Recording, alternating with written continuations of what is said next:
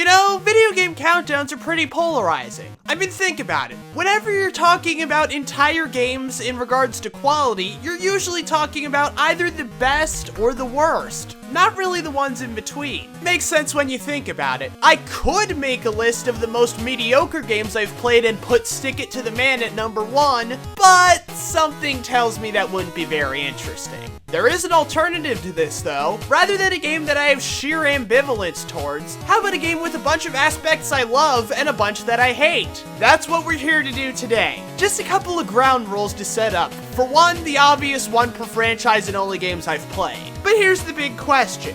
How will these games be ranked? Simple. By how interesting the conflict between the good and the bad is. Now, with all that explanation out of the way, let's get started. Roundabout is a game where you play as Giorgio Manos, the world's first revolving limousine driver. In the game, you do various jobs for people, all while your limousine is spinning around, so you have to navigate around that. The cutscenes are absolutely hilarious. They're done in full motion video, and they're beyond cheesy in all the best ways. Now I know what you're thinking. This seems like a harmless, fun, goofy game. What is there to hate about it? Well, the main premise. As you would imagine, the city is pretty difficult to navigate when your limousine is spinning around everywhere you go. And yes, the missions are designed around this mechanic, but as you would imagine, they get harder as you go along. And while it's funny the first couple dozen times your limousine explodes from crashing into things, it does start to get on your nerves. Mainly because it never feels like you died because of something that you have control over. It's just because the damn limousine kept spinning. At the end of the day though, the game is pretty short, so the frustration never gets too bad. Plus, it is worth it for all the hilarious cutscenes you see along the way. You know, whenever you see something new by Daniel Mullins, you know things are going to get interesting. He's only got 2 games, but both of them are pretty creative and really meta. If you've seen my Games of 2018 list, you know that I think The Hex is phenomenal. It's a clever, funny, emotional, and creative commentary on video games and the way gamers interact with them. And then there's Pony Island, which is the subject of this entry. Pony Island is a game where you play the fun, happy arcade game of Pony Island until it gets revealed that the game is possessed by the devil and you need to figure out a way to get your soul back. Keep in mind, this came out before Doki Doki Literature Club was a thing, so it was considered a novel concept at the time. Let's start with the positives. The game can get really creative with you navigating this haunted PC, trying to delete the correct files so you can escape. The game always keeps you guessing. It never feels like it falls into a formula aside from the aforementioned 3 files to delete. Those files actually manifest as the game's bosses. While Azazel and Baphomet might not be anything special, Asmodeus.exe is quite possibly the most clever fourth wall break in any video game I've ever played. The game's also pretty short too, so it doesn't feel like it's getting too dragged out. Now on to the negatives. To start with, while I do like the pony and hacking minigames, there were points where I thought they could get a bit repetitive. There were times when I would groan when I found out I had to do another one of them and just wanted to go back to the whole simulated desktop stuff. But now here's the big one, and it may sound petty, but I do find it important. From a superficial level, the game is really ugly to me. The sound effects at times outright hurt my ears, and the game's kind of in black and white. I know it sounds weird, but I just can't stand things with a black and white art style. It's why I almost immediately dropped West of Loathing. It's why I could never get into Mad World, despite the fact that everything else about the game seems right up my alley. And it's one of the many reasons why I consider Metalhead to be the worst episode of Black Mirror. Although, I know I'm not alone on that one. I can get into things that are partially black and white, like Undertale or Beholder, but if the whole thing's basically in black and white, I don't know what it is about it. It just drains me. even with my weird personal biases out of the way, I'm not entirely sure if I would recommend this game. Yeah, it is kinda unique, but at the same time, just about everything it has to offer can be found in either Undertale, Doki Doki, or the Hex. I guess check it out if you're curious, but by no means is it a must play. It'll Do is a parody of The Legend of Zelda that manages to deliver a lot of the aspects that make top-down Zelda fun to begin with. It's definitely a shorter game, but it's still fun and memorable. The sequel expanded on it and changed things up a bit, both for better and for worse. To start with, there's a noticeable change in structure. In the first game, there was one big dungeon that you would revisit and get further and further throughout it as you gained more abilities from the 3 smaller dungeons. I know those of you who played Phantom Hourglass are getting painful flashbacks right now, but trust me, it was done well here. The sequel takes a much more conventional approach, with 8 standard dungeons. However, it takes a page out of Link Between Worlds and lets you tackle them in any order you choose. However, unlike A Link Between Worlds, there is a clear order that the game wants you to do them in, which I appreciate, as you can still have a natural difficulty progression without it necessarily being forced on you. As a result of this large increase in dungeons, the overworld is a lot bigger and a lot more fun to explore than the first game. There's a ton of areas that really look different from each other. But then the game took a couple steps back as well. For starters, there's the art style. Now, the 3D art style here isn't bad, but I do prefer the more 2D hand-drawn art style from the first game. However, my biggest issue with this game is the change in focus. You see, in the first game, there was some combat in it, but it was mostly focused on puzzle solving. Here, it's about 50-50, which may seem like an improvement, but combat is not these games' strong suit. Granted, the combat is better here than in the original, but it was still frustrating enough that I honestly just wished it was more like the first one. It's a real shame too, because all of the pieces were here to make this a considerable upgrade from the original. Instead, I honestly consider it a downgrade. Still worth playing though if you're a fan of top-down Zelda.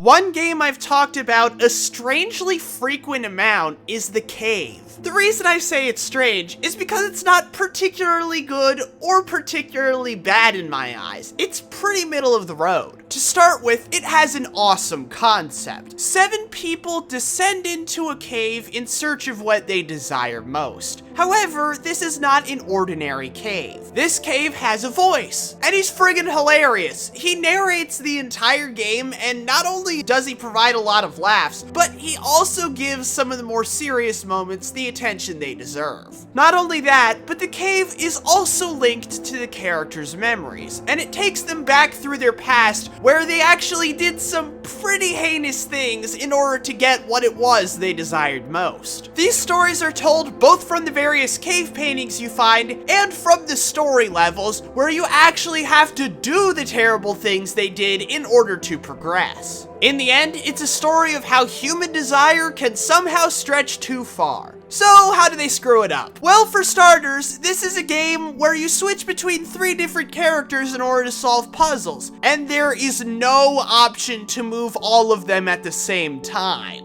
I know it sounds like a nitpick, but it is really annoying when you have to walk down a long corridor 3 separate times just because the characters can't move at once. Or when all your characters are super far away from each other and you have to have each one of them go on a long trek just to regroup. A simple option to call the other 2 characters to you would have gone a very long way. But then there's the other thing you might have picked up on when I was voicing that other complaint. I said that you're controlling 3 characters, when the game has 7. Yeah, that's right. Despite there being 7 characters, you can only use 3 per playthrough. At first, this might seem like a good thing, as it does add replay value by allowing you to experiment with each character's abilities and by doing each character's story level. And you know, that would be the case if it weren't for one crucial factor. It's not just story levels in this game. There's also the regular cave segments too. And while they are good, they're nowhere near as good as the story levels. So while they are fine to play through once, you're not playing through them once. You're playing through them 3 times because they don't change between playthroughs. Also, the fact that there's 7 characters is a mixed bag in and of itself. On one hand, it does match with the motif of the 7 deadly sins, which each one of them represents. On the other hand, though, each playthrough has 3 characters, meaning on your 3rd playthrough, you're going to be repeating 2 of the story levels. That is assuming you are patient enough to make it through a 3rd playthrough. Also, I really hope you're not a completionist, because thanks to the good endings, if you want to get everything, you have to play through the game 6 times.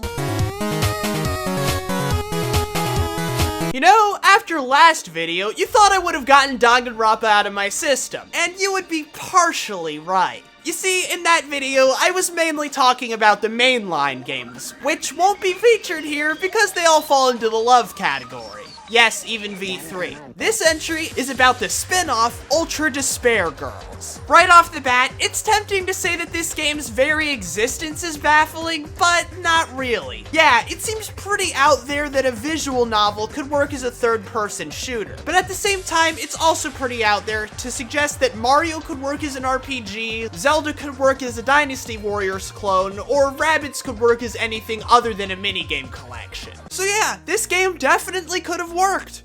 It didn't though. Let's start with the story. People say that this has the weakest story in the series, and I partially agree with them. I agree with them because, unlike the others, this game obviously doesn't have any mysteries to solve. However, when it comes to overarching stories, I disagree entirely. The game's overarching story is pretty good, certainly better than V3's. It's well paced, and the tension keeps ramping up as you go along. Also, they reveal information to you at a reasonable pace instead of all of it at the end. Kamaru's my favorite protagonist in the series, Toko is one of my favorite characters in this series, so it was really nice to have her as your sidekick throughout the whole thing, and the Warriors of Hope were pretty good villains. Most of them were really sympathetic, except for Monica, who can be borderline terrifying at times. Seriously, I'd argue she's more intimidating than Junko. The music's pretty good, obviously, as most of the tracks are recycled from past games, but the new ones are good too. Kids World is actually one of my favorites in the series. Also, with the exception of a few optional scenes, the game is fully voice acted,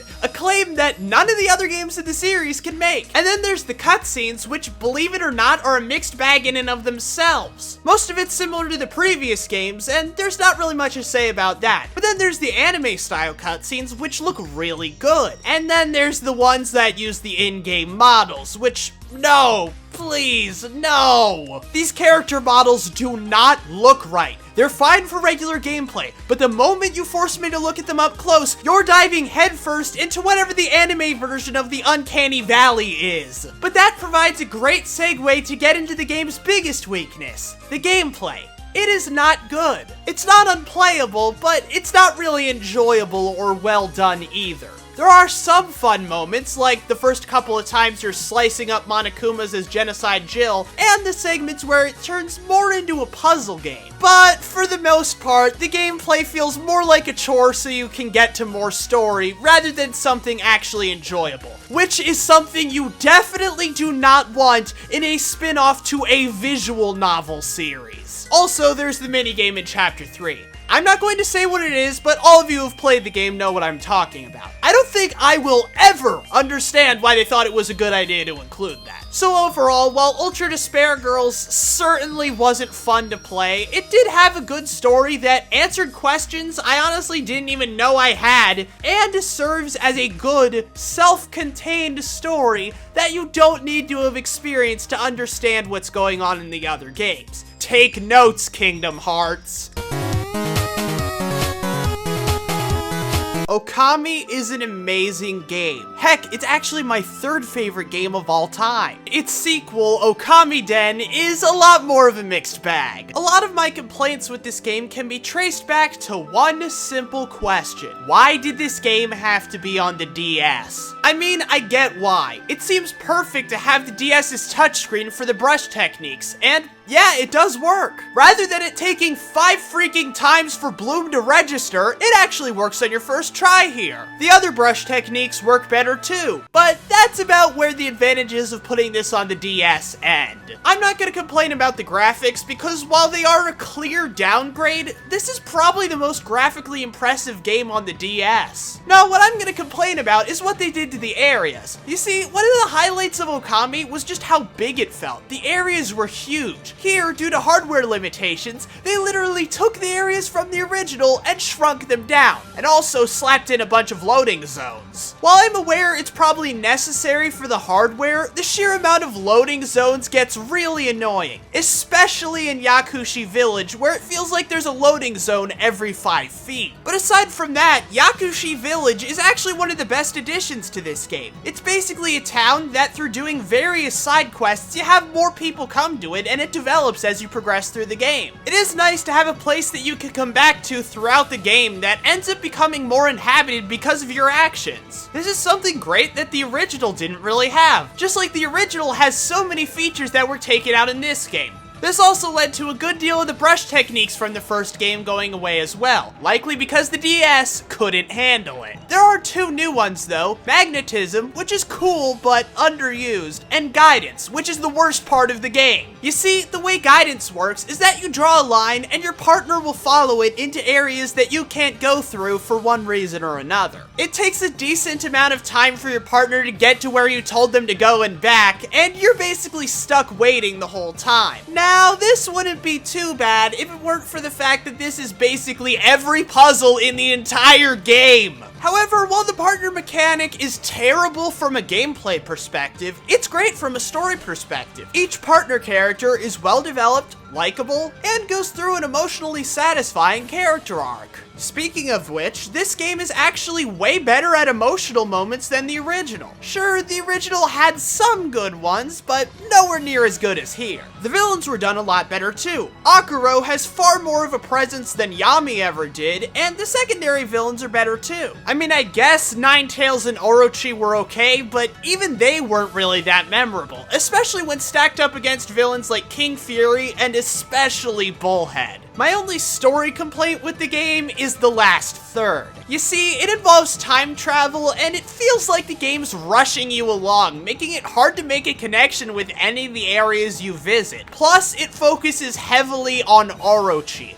Because if there's one thing Okami fans have been saying, clearly it's that there's not enough Orochi. Also, remember when I complained in Top 10 Least Favorite Bosses that true Orochi cheapens that one moment with Susanoo? Well, this game outright ruins it! At least the final level here is not as bad as the Arc of Yamato. Overall, while Okami Den is a significant downgrade, it's a significant downgrade of one of the best games I've ever played, and is still worth playing. Plus, if you want an Okami game that you can play on the go and use touch controls for the brush techniques, wait, you can do that with the original now, never mind.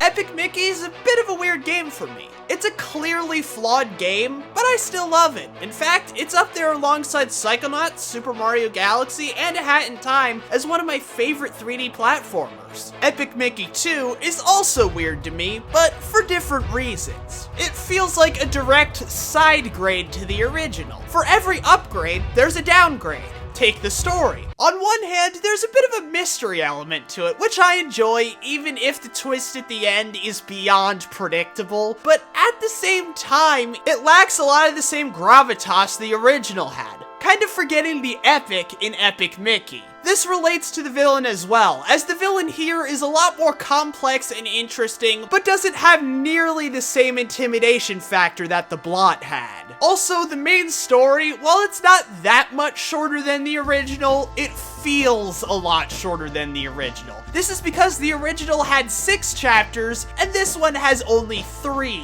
even though the individual chapters are longer than they were last time. But to counterbalance this, the side quests offer a lot more content. They're far more complex, and almost all of them offer branching paths. Then there's the matter of the 2 really out there insane choices that Warren Spector made with this game. One of them really paid off and the other really didn't. The one that paid off is the fact that he made this game a musical. Yeah, all the songs are almost exclusively sung by the Mad Doctor, but they sound nice, cover a wide range, and serve to make the Mad Doctor a much more complex and sympathetic character who totally isn't the villain I was talking about earlier. Honestly, it makes me wish more non-rhythm games tried being musicals. I mean, No More Heroes 2 and Mario and Rabbids tried it at points. Who says you can't make a whole game with stuff like that? But then there's the other choice, which I feel is this game's biggest flaw. He added co-op. I'm not against co-op in general, but adding co-op to Epic Mickey is like adding co-op to Okami or a mainline Zelda title. Some things should just stay single player.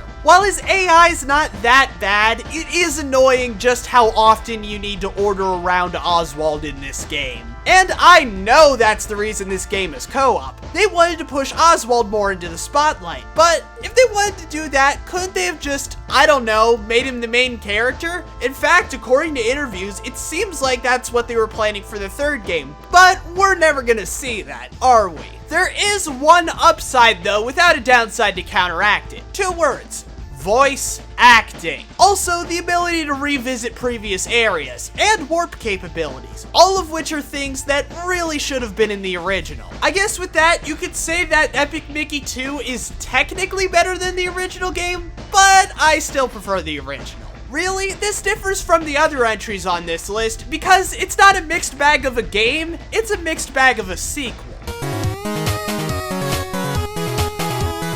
Mario RPGs are complicated for me. They've got plenty of games I love, one that I seriously hate, and a good deal that I love and hate. Paper Jam, Color Splash, heck, the remake of Bowser's Inside Story is a remake I love and hate. If I wanted to drag this out, I'd put all of them on the list. But instead, I'm just gonna go back to where people agree things started going wrong. Say it with me now, Super Paper Mario. So, Thousand Year Door proved you have a winning formula on your hands. Obviously, the most logical course of action is to throw that all away and start over from scratch. This one decision is the source of most of my problems with this game. It went from the best turn-based battle system in any game I've ever played to the most basic action RPG imaginable. Now, making the Mario RPGs more like 2D Mario gameplay-wise can work. My 2 favorite Mario and Luigi games did it great, but they both A, knew when to give the 2D Mario shtick a rest, and B, kept the turn-based battle system. I don't mind it too much when it comes to the regular enemies, but when you get to the bosses, you realize it makes them far less grandiose. But what about the 3D flipping mechanic? You know, the main gimmick of the game. Well, it was fun at first, but as you get to the later levels, and by later I mean anything after World 1, you come across levels with one of 2 issues. Either A, they clearly weren't made with the mechanic in mind, or B, using the mechanic leads to some really confusing level design. The levels themselves are probably this game's biggest weakness. Not only are most of them confusing, but some of them are just baffling in how they made it into the final product. I'm looking at you, 2, 3, and 6, 1. However, once you get past the gameplay, I like just about everything else about this game. Everywhere you go, both the locations and the characters are in this really weird, abstract art style, and I friggin' love it. Hey, indie devs experimenting with unique art styles. Why not make a game that looks like this? I also adore the soundtrack, but the biggest selling point here is the story. Super Paper Mario has by far the best story in any Mario game. That doesn't sound like it's saying much, but trust me, this story's good. The fact that you have Peach, Bowser, and Luigi traveling with you obviously adds to things. The stakes have never been higher. Count Bleck is a tragically sympathetic villain, and all his minions are memorable in their own ways. Plus, this game has tons of stuff in it that would never fly in a Mario game today, and it's awesome. Like a world getting annihilated while you're in it, and you go back and just see the utter destruction. Or the confirmation that Mario goes to hell when he dies. Then there's the final boss, Mimi's creepy transformation sequence, and heck, even Francis seems pretty out there for a character in a Mario game these days. Honestly, I think it's a real shame they strayed away from the traditional Paper Mario gameplay style. Because if they did the gameplay that way, but kept the same music, story, characters, and art style, this would probably be the best Paper Mario game of the bunch. You know, Suda51 is often thought of as a mad genius, and that description does make sense. I mean, do you know any other game dev who outright dared the completionist to complete his game and even appeared frequently in the episode? I hope not, because that would seriously undermine the point I'm trying to make here. What I'm getting at is that Suda's characterization as a mad genius carries over into his games. Well, at least the ones I've played, the No More Heroes series. These two games, and yes, I said two, there are only two No More Heroes games. There's definitely not a third one I'm trying to block out of my memory or anything. The first two No More Heroes games have a lot going for them. They have memorable characters, a good sense of humor, cool-looking art style, great soundtrack, beyond satisfying combat, and of course, one of the greatest boss lineups I've seen in any video game. They also have the most baffling series of flaws I've seen between two video games. To start with, the original has a big city overworld. Now that sounds great, but no, it's big, bland, and has nothing to do in it but go from point A to point B on a poorly controlling motorcycle. And you're gonna be spending about half the game in it because you have to constantly run through town and do jobs for people just so you can get enough money to do the next mission. Yeah, that's right, you need to pay to do the next mission. Now thankfully, No More Heroes 2 fixes these problems by eliminating the entry fee, replacing the hub world with a simple menu, and streamlining the minigames. But it comes with a whole host of its own issues. In the story, Travis starts at rank 51. So with a setup like that, how many bosses do you actually fight in the game? 15! I know it's unrealistic to assume that you would be fighting 50 bosses in the game, but you know, if you can't include them, maybe don't hype it up like you are, and you know, maybe don't have half the ranks be eliminated in one freaking boss fight. Then there's the matter of Ryan's gym. In the first game, you would pay to go to Thunder Ryu's gym in order to upgrade your stats, and you would do some pretty easy mini-games. Here though, the mini-games keep getting harder, which makes no sense. I'm already paying to upgrade my stats. Why are you gatekeeping it with an impossible minigame? Speaking of minigames, while the new pixel art minigames are nice, they got rid of the assassination missions, which I, as well as I think many other players, thought were the best part of the first game aside from the bosses. Also, the levels in this game mostly suck, ranging from repetitive to confusing to way too freaking long, which is really confusing because the first game actually had really good level design. And then of course, there's the matter of Jasper Bat Jr. I know I'm kind of spoiling things, but if you've heard of this game, you already know who he is. He's the final boss, and he's freaking terrible. And Suda confirmed he was made terrible on purpose. I get that it's to illustrate that revenge isn't worth it, but the only times I'm ever okay with making the gameplay purposely miserable are if it's optional or if it's the entire game. Neither of which apply here. Also, it does kinda suck that basically Henry's entire point in the story is robbing you of awesome boss fights, but he does give you a pretty cool fight in the first game, so it's cool. Then there's Shinobu, who is one of my least favorite characters in gaming history. Nothing works about this character. Absolutely nothing. Except her design, which I'll admit is pretty cool. Now, I'm sure some of you want me to talk about Travis Strikes Again. But remember, Travis Strikes Again doesn't exist. And if it did, it certainly wouldn't be on this list, because my feelings towards that game are all hate. Love doesn't even enter the equation. Again, if that game existed, which we've clearly established it doesn't, that footage you're seeing, that's just a mirage. Now let's move on to the next entry.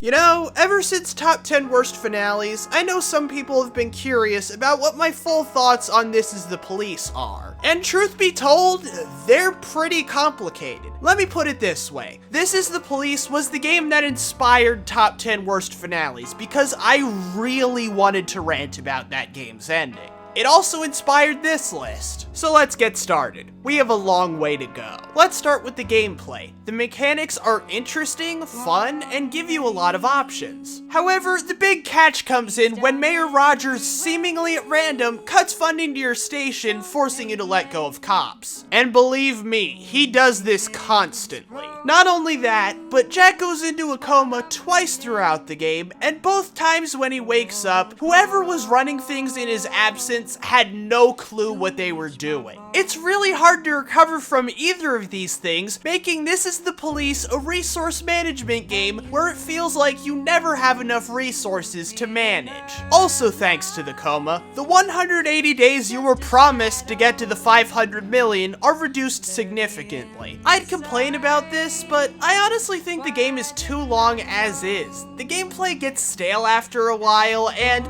midway through the third act, I was getting sick of it. The game also has an interesting art style, which I can appreciate. Despite the fact that the comic book style cutscenes don't actually have any movement in them, they really feel alive due to the sound direction, phenomenal voice acting, and really well written dialogue. The story itself, for the most part, is great. There's just one problem, and it's a big one. The game has you make a bunch of different choices, but these choices don't really have much of an impact. They'll affect one or two cutscenes and the gameplay a little bit, but that's about it. Nothing of substance really changes that much, which wouldn't be too big of a deal if it weren't for the fact that this was one of the main selling points of the game. Compare this to similar games on the market like Orwell, where seemingly small decisions can have some pretty far-reaching consequences later down the road. Or Beholder 2. I'm saying that one because I haven't gotten around to playing the original yet. I will though. While the consequences in that game are more in the moment than Orwell, you really feel them in the moment. Neither of these things really apply to This Is the Police. And then there's the matter of the sequel, This Is the Police 2. It makes some improvements, and makes some things worse. The main police gameplay seemed to be improved. It was more fun, it gave me a better grip on how to get more resources, and offered actual consequences for failure. The only problem is, so much of your department's success hinges on the brand new tactical missions. They are very long, very complicated, and not very fun. I'm well aware the original got mixed reviews, but I'm not sure the way to fix that is by shoehorning an entirely different genre into the sequel. The cutscenes are improved, they have more motion in them. Notice I said more. Let's not get ahead of ourselves now. The story in this game is also pretty good, although it did feel like a downgrade from the first one, and I think this is likely due to a tragic but necessary lack of Robespierre. However, there were some interactive moments used to tell the story that I thought were pretty brilliant. Jack's letter in particular might just be my favorite moment in the entire series. This is because it actually makes use of the first game's biggest flaw. The lack of choice. You can't change the events that happen. What you can choose, though, is Jack's explanation for them. Speaking of story choices, they're basically gone here, which is good. I would much rather have a game that's honest about not having story choices than a game that pretends to have them. And those are my thoughts on the This Is the Police games. As you can see, quite complex. I am Defoffalizer, and I just put This Is the Police in the #1 spot on one of my countdowns, and remained calm and subdued the entire time.